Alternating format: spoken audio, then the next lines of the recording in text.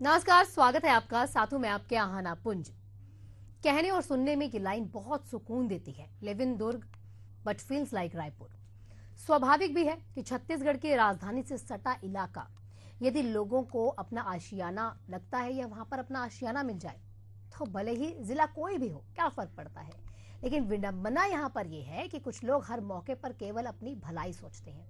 ऐसा ही कुछ राजधानी रायपुर में भी हुआ, या कह सकते हैं रायपुर से सटे 10-12 किलोमीटर के फासले पर पाटन के गांव सांकरा में विकसित की जाने वाली मारुति इंफ्रासिटी फेज 2 में देखने को मिला, जहां पर आशियाने की आस रखने वालों को ठगा गया। कैसे, रिपोर्ट देखिए।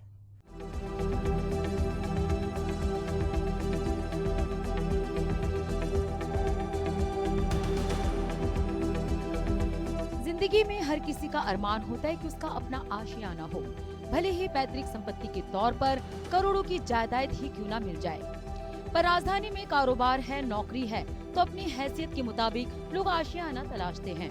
लोगों की इस खोज को अपने लिए अवसर बनाने और निवेशकों को ठगने का सुनहरा अवसर जानकर मारुति इंफ्रासिटी फेज 2 के मालिक ने एक कुचक्र रच डाला। आशियाने के साथ आकर्षक उपहार और संसाधन का झांसा देकर 2 दर्जन से ज्यादा लोगों को जाल में फांसकर उनसे करोड़ों की ठगी कर डाली। राशि में देखी जाए तो ठगी की रकम 4 से 5 करोड़ रुपए है।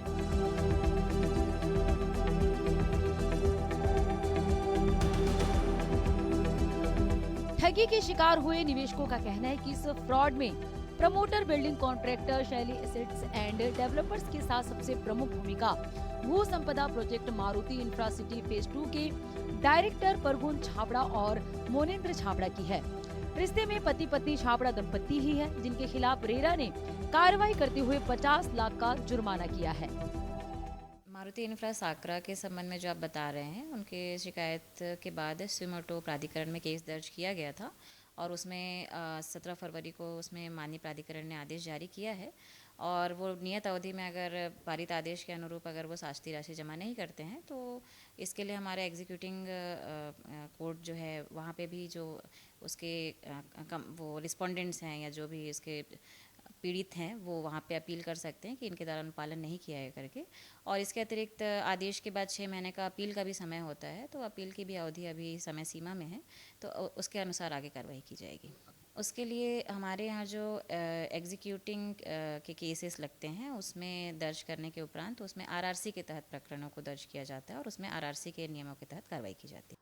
मारुति इंफ्रासिटी फेज 2 का मामला जो है अब और भी पेचीदा हो गया है, क्योंकि इसमें कई लोग जो हैं वो शिकायत करता है और जिस तरीके से शैली स्टेटस डेवलपर है उसके खिलाफ भी कहीं ना कहीं शिकायत की गई है। अब देखने वाली बात ये भी है कि किस तरीके से रेरा 45 दिनों का समय दिया है, सौकोज नोटिस जारी किया है और 50 लाख रुपया का जुर्माना दिया है। अगर इस समय सीमा के अंदर वो मौजूद नहीं होता है या फिर जुर्माना नहीं भरता है तो उसके खिलाफ अन्य तरीके से कार्रवाई होगी, यहाँ तक कि कुर्की जब्ती भी हो सकती है और तरीके से जिस तरीके से रेरा का जो जुडिशियरी है उसके हिसाब से कार्रवाई हो सकती है।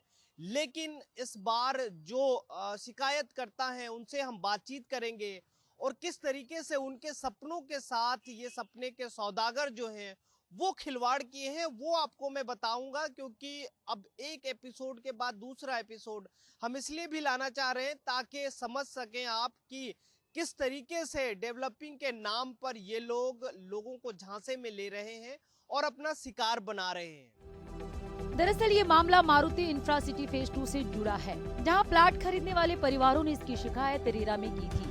मारुति इंफ्रासिटी फेज 2 के प्रमोटर, बिल्डिंग कॉन्ट्रैक्टर, शैली एसेट्स एंड डेवलपर्स ने TV, AC, modular kitchen, free gift जैसे ऑफर देकर फ्रॉड किया गया है। रेरा की जांच में शिकायत नहीं पाई गई। मामले की गंभीरता को देखते हुए रेरा की ओर से कई बार निवेशकों से मकान निर्माण करने का एग्रीमेंट करने वाले बिल्डिंग कॉन्ट्रैक्टर, शैली एसेट्स एंड डेवलपर्स को समन जारी कर सुनवाई के लिए तलब किया गया। बार बार सुनवाई का अवसर देने के बाद भी मारुति इंफ्रासिटी फेज 2 के प्रमोटर और मकान निर्माण करने का एग्रीमेंट करने वाले बिल्डिंग कॉन्ट्रैक्टर शैली एस्टेट्स एंड डेवलपर्स के उपस्थित होने पर रेरा इसे रेरा अधिनियम में निर्मित नियमों के विरुद्ध मानते हुए 50 लाख रुपए की पेनाल्टी का आदेश पारित किया है। पेनाल्टी की राशि 45 दिनों के भीतर जमा न करने पर कठोर कार्रवाई करने की बात आदेश में कही गई है। रेरा के रजिस्ट्रार आस्था राजपूत ने बताया कि मारुति इंफ्रासिटी से संबंधित केस दर्ज किया गया था, जिसके खिलाफ प्राधिकरण ने आदेश जारी किया है। समय सीमा के अंदर अगर आदेश का पालन नहीं किया जाता है तो ठोस कदम उठाते हुए आगे की कार्रवाई की जाएगी। शिकायतकर्ताओं ने बताया कि एक सुनियोजित ढंग से साजिश के तहत सभी निवेशकों को फंसाया गया और करोड़ों रुपए लूटकर डेवलपर कंपनी फरार हो गई। शिकायतकर्ता दीपक यादव ने बताया कि मारुति इंफ्रासिटी में प्लॉट खरीदकर डेवलपर से घर बनवाने के लिए एग्रीमेंट किया गया। लोगों को अपने झांसे में लेने के लिए उक्त डेवलपर ने टीवी, एसी और मॉड्यूलर किचन और अन्य चीजें देने के ऑफर दिए थे। साथ ही प्रतिष्ठित अखबार में इसका विज्ञापन भी दिया गया था, जिसके कारण सभी लोग इस झांसे में फंस गए। उन्होंने आगे क्या कुछ कहा, सुनिए। मारुति इंफ्रासिटी के जो ठगी के शिकार हुए हैं उनके साथ हम मौजूद हैं इस वक्त, तो उनसे हम बातचीत कर लेते हैं। हमारे साथ दीपक यादव हैं जिन्होंने रेरा में कंप्लेंट भी किया था और उस के संज्ञान में लेते हुए रेरा ने कार्रवाई भी कहीं ना कहीं किया है। तो हम उनसे बातचीत कर लेते हैं कि आखिर ये किस तरीके से उस के ठगी के शिकार हुए हैं और ये मामला जो है वो शैली स्टाइल जो कंपनी है उसका नहीं है, बल्कि जो वहाँ के बिल्डर है उनके से जुड़ी हुई है। तो हम उन्हीं से चर्चा कर लेते हैं और जानते हैं कि आखिर ये मामला क्या है। आप किस तरीके से वहाँ जो है ठगी के शिकार हुए और इसमें किनकी जो संलिप्तता है? एक्चुअल में हम विज्ञापन देखे थे दैनिक भास्कर में लगभग 2018 में। तो हम गए थे वहाँ से मारुति यूनिवर्सिटी के कैंपस में ही वो लगाए हुए थे। तो हमको पसंद आया था वहाँ का प्लॉट वगैरह। तो हम मोनन छाबड़ा की टीम से ही बात हुई थी, है ना। ये मोनन छाबड़ा कौन है? मोनन छाबड़ा एक्चुअल में वहाँ कॉलोनाइजर ही हैं, वो मारुति यूनिवर्सिटी के, और वो अपनी वाइफ के नाम पे ही सारा प्रोजेक्ट रन करते हैं। वो परकुन छाबड़ा जिसके खिलाफ रेरा ने कहीं ना कहीं नोटिस जारी किया है। तो ये आप लोगों को किस तरीके से आकर्षक जो है उपहार दिया गया था? दूसरी बात ये है कि आप लोग कितने लोग हैं जो इसका शिकार हुए? लगभग 25 लोग हैं, 25 से 30 लोग हैं जिनके मकान नहीं बन पाए हैं। 4 से 5 मकान ही बना के दिए थे उन्होंने, लेकिन 25 से 30 मकान उन्होंने अधूरे छोड़ दिए थे। और इन्होंने क्या किया था कि जो मकान बनाने का काम था वो उन्होंने शैली एस्टेट को दे दिया था, है ना। लेकिन इन्होंने बेचा था तो मतलब पूरा मकान का इन्होंने किया था, और विज्ञापन जो दिया था वो फुल फर्निश मकान का दिया था उन्होंने, ज़मीन का नहीं दिया था उन्होंने, है ना। और उसमें सारी सुविधाएं थी A से Z तक, पूरा फ्रिज, एसी, कूलर, पंखा, पलंग, मतलब जो भी सारी सुविधाएं होती हैं घरों में वो मतलब उसके साथ देने का वादा किया था उन्होंने। और वो विज्ञापन मेरे पास अभी रखा भी हुआ है, उसको मैं दिखा देता हूँ आपको। ये विज्ञापन भास्कर ने कई बार छापा है। दिखाएं एक बार क्लोज करके कि इसमें किस तरीके से बताया गया है। अलग अलग तरीके के अलग अलग अपार्टमेंट टाइप के जो है वो दिखाया गया और क्या क्या ऑफर दिए गए थे वो भी दिखाया गया है। तो कई बार अखबारों में विज्ञापन आने के बाद जो है ये जो वहाँ इन्वेस्ट किए हैं वो लोग गए और इन्वेस्ट किए। अच्छा ये बताइए, आपसे कितना पैसा ऐंठा गया है, किस तरीके से और कितने किस्तों में लिया गया? वो तो जैसा उन्होंने मकान बनाते गए मैं देता गया था पूरा कंप्लीट उनको। मकान का जो एक्चुअल था 2695 27 लाख और 4 लाख 27 31 लाख का तो मकान का कंस्ट्रक्शन का था, है ना।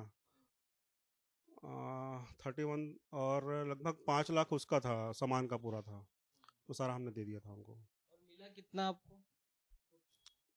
नहीं मिला कुछ नहीं, मकान उन्होंने अधूरा बना के दिया था, लगभग 80% मकान बना के दिया था। भग गई। तो इसका जिम्मेदार किसको मानते हैं आप? क्योंकि छावड़ा जी जो हैं, जो वहाँ के, तो शैली एस्टेट को जानते भी नहीं थे ना, उनसे कभी मिले थे ना कभी देखे थे। अचानक उनका फ़ोन आता है कि भाई छाबड़ा जी ने मकान बनाने का काम हमको दिया हुआ है, तो आप आ जाइए ऑफिस में, फॉर्मेलिटीज़ कर लेते हैं। ये बात हुई थी, हम तो उनको जानते तक नहीं थे इससे पहले। तो अब जैसे गुनहगार कौन है? आप मैंने कि उस तो मुनीन छाबड़ा ही है ना। कागजों में तो उनकी वाइफ ही करुण का परगुन छाबड़ा कॉलोनी की जो है, मतलब वो प्रोपराइटर हैं, लेकिन सारा काम तो मोनिन छाबड़ा जी ही देखते हैं। अच्छा, अभी क्या क्या सुविधाएं आपको मिल रही है वहाँ? मैं घूम कर देखा, लेकिन जो चीजें होनी चाहिए कॉलोनी में वो चीजें हैं क्या वहाँ? रेरा ने जो आदेश दिया था उनके खिलाफ, उसके बाद उन्होंने काफ़ी काम करवाए हैं, लेकिन अभी भी वो टारगेट कर रहे हैं। तो पहले से बोल रहे हैं कि इनको परेशान करना है। मतलब टारगेट किया जा रहा है। तो मैं आपको बता दूं कि जो रेरा में शिकायत करता है दीपिका सिंह है, दीपक यादव है, 3 से 4 लोगों ने शिकायत किया था। उसके बाद जो है रेरा ने कई बार नोटिस भेजा, और वो परगुन छावड़ा के खिलाफ भी है, और जो सिटी लाइफ स्टाइल जो कंपनी थी उसके खिलाफ भी कई बार हो गए। उसके बाद अगर वो रेरा के आदेश के बाद वो उपस्थित नहीं हुए, उसके बाद जो है वो रेरा ने कार्रवाई की है। आगे आपका क्या मांग? आगे ये है कि जो भी हमको नुकसान हुआ है, लगभग 20 लाख का नुकसान हुआ है मुझे, वो मुझे चाहिए। रेरा ने आदेश कर भी दिया है, लेकिन सैली स्टेट के खिलाफ किया हुआ है। अब वो फरार हो चुका है ना। तो उनसे मिलने की उम्मीद तो है नहीं एक्चुअल में, लेकिन फिर भी केस अभी और लगाना है मुझे, हाई कोर्ट में जाऊंगा मैं, है ना। मैं चाहता हूं कि मोनिन छाबड़ों को भी इस दायरे में लाया जाए कि मेन एक्यूज वही हैं, क्योंकि विज्ञापन उन्होंने नहीं दिया था, सैली स्टेट ने नहीं दिया था। सैली स्टेट का विज्ञापन में नीचे नीचे उन्होंने उसको चैनल पार्टनर बनाया हुआ था उनको, लेकिन सारा जो वो है, मतलब कंस्ट्रक्शन का और प्लानिंग जो भी था, दोनों ने मिलके बनाया हुआ था। तो आपका कहना है कि हमको अगर न्याय नहीं मिलता है तो हाई कोर्ट तक जाएंगे। एक आदमी से अगर 20 से 25 लाख रुपया ऐंठा गया है, तो आप समझ सकते हैं कि ऐसे जो है 25 लोग हैं जो उस कॉलोनी में हैं, और लगभग सभी से इतना ही है। इनका तो कुछ कंस्ट्रक्शन का काम भी हो गया था, लेकिन अन्य लोगों का कुछ काम भी नहीं हुआ है। तो कुल मिला के 25 लगभग जो है 3 से 4 करोड़ रुपया का ये धोखाधड़ी का जो मामला है, और जानते हैं कि आखिर उनके साथ किस तरीके से धोखाधड़ी किया गया है। आपको बता दें कि छत्तीसगढ़ रेरा अध्यक्ष संजय शुक्ला और सदस्य धनंजय देवांगन ने मामले में सुनवाई के बाद यह आदेश पारित किया है। सुनवाई में ये तथ्य सामने आया है कि मारुति इंफ्रा सिटी में प्लॉट खरीदकर डेवलपर से घर बनवाने के लिए एग्रीमेंट किया। लोगों को अपने झांसे में लेने के लिए उक्त डेवलपर ने टीवी, एसी और मॉड्यूलर किचन देने के ऑफर दिए थे। रेरा ने इस मामले में स्वयं संज्ञान में लेते हुए कार्रवाई की है। वहीं निवेशकों का कहना है कि इस मामले में मारुति इंफ्रा सिटी के बिल्डर परगुन छाबड़ा और मोनेंद्र छाबड़ा की संलिप्तता है, जो अभी तक इस मामले से बच रहे हैं। आगे देखने वाली बात ये होती है कि इन दोनों पर कब तक कार्रवाई होती है। एशियन न्यूज के लिए इम्तियाज अंसारी की रिपोर्ट। प्रदेश में धान खरीदे हुए 1 महीना बीत चुका है। अभी समितियों से पूरे धान का उठाव भी नहीं हो सका, और इसी बीच सहकारी समितियों से 45,000 क्विंटल धान अचानक गायब हो गया। सरकारी रेट के हिसाब से अगर बात करें तो कुल 14 करोड़ रुपए का घोटाला है।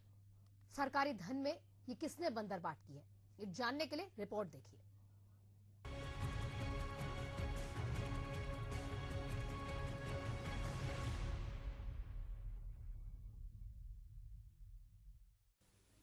छत्तीसगढ़ की राजधानी रायपुर की 139 सहकारी समितियों से 45,000 क्विंटल धान गायब हो गया। राज्य सरकार 3100 रुपए प्रति क्विंटल के हिसाब से धान खरीदी कर रही है। ऐसे में धान के कटोरे में 14 करोड़ रुपए की बंदरबाट हुई है। खाद्य विभाग से मिले आंकड़ों के मुताबिक समितियों में 30,546.39 क्विंटल धान सूख गया है, जिसकी अनुमानित कीमत 9,46,93,809 रुपए है। इस मामले में रायपुर कलेक्टर ने सभी समितियों के प्रबंधकों को नोटिस जारी किया है। बताया जा रहा है कि सहकारी समितियों की जांच में 1,13,638 नए खाली बोरे मिले, जबकि 45,455.20 क्विंटल धान का स्टॉक गायब मिला है। अमूमन एक बोरे में 50 किलो धान रखा जाता है। इस हिसाब से 9,110 बोरों में यह स्टॉक आ सकता है। जांच में पाया गया कि धान खरीदी केंद्रों में 1,04,528 बोरे अधिक मिले हैं।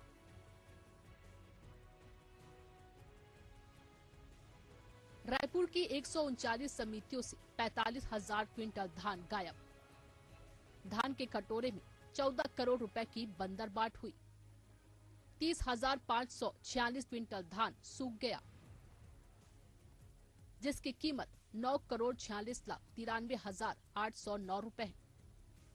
जांच में 1,13,638 नए खाली बोरे मिले। 9,110 बोरों में आ सकता है इस धान का स्टॉक। 23 करोड़ से भी अधिक रकम की हुई बंदरबाट। उठाव करने गए ट्रकों को नहीं दिया जा रहा है धान। कलेक्टर ने समिति प्रबंधकों को जारी किया नोटिस। बड़ी मात्रा में फर्जी धान खरीदी की विपक्ष की आशंका। पहले तो सब कुछ ठीक ठाक चल रहा था। जैसे ही धान के कटोरे से धान गायब होने की खबर कांग्रेस को लगी, बयानबाजी और नसीहतों का दौर शुरू हो गया। कांग्रेस के नेताओं ने प्रदेश के खाद्य मंत्री से इस्तीफा मांगना शुरू कर दिया। कांग्रेस के प्रवक्ता धनंजय सिंह ठाकुर ने कहा कि धान खरीदी में 14 करोड़ का घोटाला हुआ, वही 30,000 क्विंटल धान को सूखद बता दिया है। यह हाल सिर्फ राजधानी रायपुर की सहकारी समितियों का है। ऐसे में प्रदेश के कुल 33 जिलों का क्या हाल होगा, आसानी से समझा जा सकता है। उन्होंने आगे और क्या कुछ कहा, आप खुद ही सुन लीजिए। भाजपा की सरकार बनने के बाद धान खरीदी में फिर घोटाला और गड़बड़ियां शुरू हो गई है। रायपुर जिला के 139 धान खरीदी केंद्रों में लगभग 45,000 क्विंटल धान गायब हो गई है, जिसकी कीमत लगभग 14 करोड़ रुपए है। और वहीं आप देखेंगे तो 30,000 क्विंटल से अधिक धान को सूखद बता दिया गया है, जिसकी कीमत लगभग 9.5 करोड़ से अधिक की राशि है। ये स्पष्ट समझ में आ रहा है किस प्रकार से अन्नदाता के साथ धोखा किया गया है, अन्नदाता के साथ छलावा किया गया है। अन्नदाता को जो पैसा मिलना चाहिए, जो धान की कीमत मिलनी चाहिए थी, उस पैसों में गड़बड़ियां किया गया है। और जब रायपुर जिला में इस प्रकार की गड़बड़ी है तो आप समझ सकते हैं कि प्रदेश के जो 33 जिला है वहां कितनी गड़बड़ियां हुई होगी। और ये स्पष्ट लग रहा है कि इस बार धान खरीदी में हजारों करोड़ रुपए का घोटाला भाजपा की सरकार ने किया है। और ये घोटाला भाजपा सरकार के संरक्षण में हुआ है, इसकी जांच होनी चाहिए और खाद्य मंत्री को तत्काल अपने पद से इस्तीफा दे देना चाहिए। छत्तीसगढ़ में 3100 रुपए प्रति क्विंटल के समर्थन मूल्य पर धान की खरीदी हुई।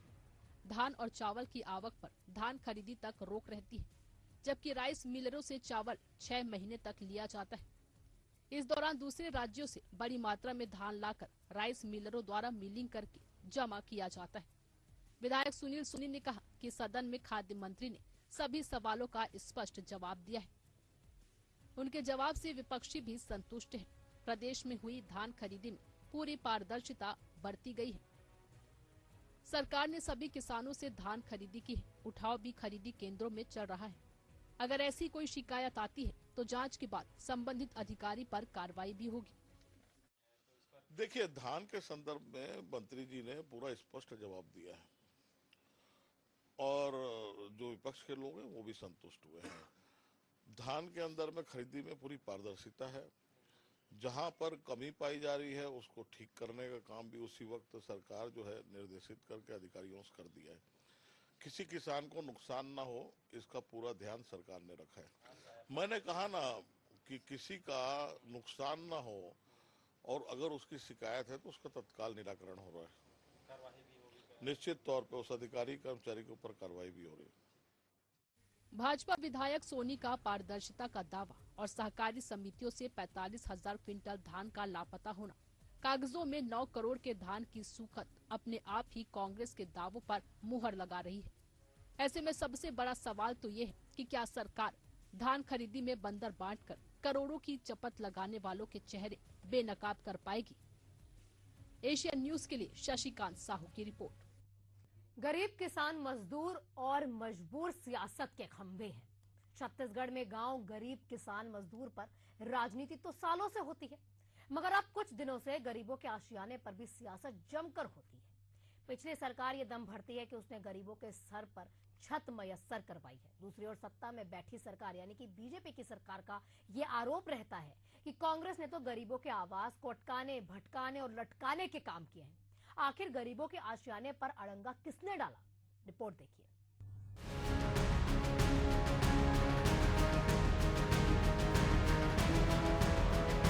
चाहे केंद्र हो या राज्य, सरकारें बदलती है, इसके साथ कुछ अमूल चूल योजनाओं के नाम में परिवर्तन किया जाता है। जिस तरह कांग्रेस की जब सरकार थी 1996 में, तो इंदिरा आवास योजना से इसकी शुरुआत हुई, जो अब 2015 से प्रधानमंत्री आवास योजना का रूप लेकर धरातल पर दिखाई पड़ रहा है। इस योजना का लक्ष्य यही है कि गरीबी रेखा से नीचे जीवन यापन करने वाले हर परिवार का अपना खुद का आशियाना हो, और इसी मंशा के साथ राज्य और केंद्र सरकार मिलकर गरीबों को आशियाना बनाकर देने की योजना बनाई गई, जिसके लिए साय सरकार ने 2024-25 में 8,369 करोड़ और 2025-26 में 8,500 करोड़ का बजट रखा है और अलग अलग माध्यमों से 18,12,000 से अधिक आवास प्रदेशवासियों को देने का दावा किया। लेकिन छत्तीसगढ़ में कुछ वर्षों से गरीबों के इस आशियाने पर राजनेता अपनी रोटी सेकने में लगे हुए हैं। जब कांग्रेस सत्ता में थी, तब विपक्ष में बैठी भाजपा सड़क से लेकर सदन तक आवास की लड़ाई लड़ रही थी और आज सत्ता पर काबिज भी हो गई और 18 लाख आवास बनाकर देने का वादा कर रही है। वहीं दूसरी ओर कांग्रेस का आरोप है कि गरीबों के आशियाने को भाजपा सरकार और उनके मंत्री सिर्फ आंकड़ों के मायाजाल में उलझा रहे हैं। 18 लाख आवास का दावा किए थे, जिसमें पिछली सरकार और कांग्रेस की सरकार में बने आवासों को भी शामिल कर रहे हैं, बल्कि ये इनका वादा नया आवास बनाने का था। वहीं इसी बीच सदन में आवास मंत्री और पूर्व मुख्यमंत्री के बीच तीखी नोकझोंक भी हुई, जिसके बाद विपक्ष ने सदन को गुमराह करने का आरोप लगाते हुए बहिर्गमन कर दिया।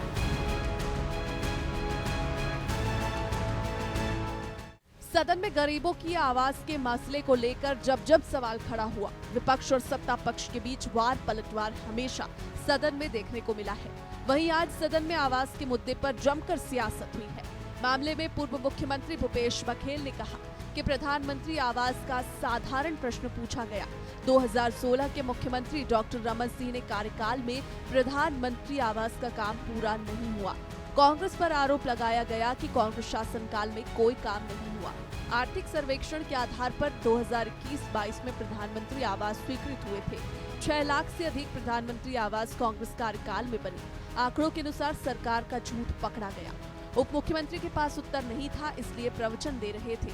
अधिकारियों के दिए गए आंकड़ों से साफ होता है कि मंत्रियों की पकड़ विभागों में नहीं है।